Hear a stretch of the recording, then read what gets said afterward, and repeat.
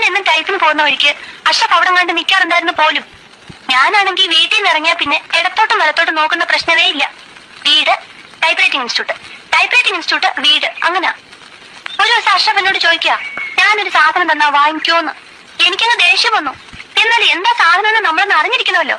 അത് നോക്കുമ്പോഴെന്താ ഒരു കത്ത്. കരണക്കുറ്റി നോക്കിയൊന്ന് പൊട്ടിക്കാൻ ആദ്യം എനിക്ക് തോന്നിയത്. പിന്നെ ഞാൻ ആലോചിച്ചു, അത് വേണ്ട. കത്തിൽ എന്താ എഴുതിയിരിക്കുന്നത് നമുക്കറിയണ്ടേ. പിന്നീട് ആ മനുഷ്യൻ കത്തോട് കത്താണ്. ഒരിക്കലും വാങ്ങിച്ചു പോയില്ലേ, പിന്നെങ്ങനെ വേണ്ടെന്ന് പറയുന്നേ. എന്റെ അയാളുടെയും വീട്ടുകാരെ ഓർത്ത് എല്ലാം ഞാനങ്ങ് ക്ഷമിച്ചു. ഒരു ദിവസം അഷ്റഫ് എന്നോട് പറയാ, ഒരുപാട് സ്വകാര്യം പറയാനുണ്ട്, സ്കൂൾ ഷെഡിന്റെ പുറകിലോട്ട് വരാവോന്ന്. അതാ കുഴപ്പമായ. ഞങ്ങൾ അവിടെ സംസാരിച്ചുകൊണ്ട് നിൽക്കുന്നത് ആരെന്തൊക്കെയോ കണ്ടുപോലും. അഷ്റഫ് മുസ്ലിമും ഞാൻ ക്രിസ്ത്യാനിയാണല്ലോ.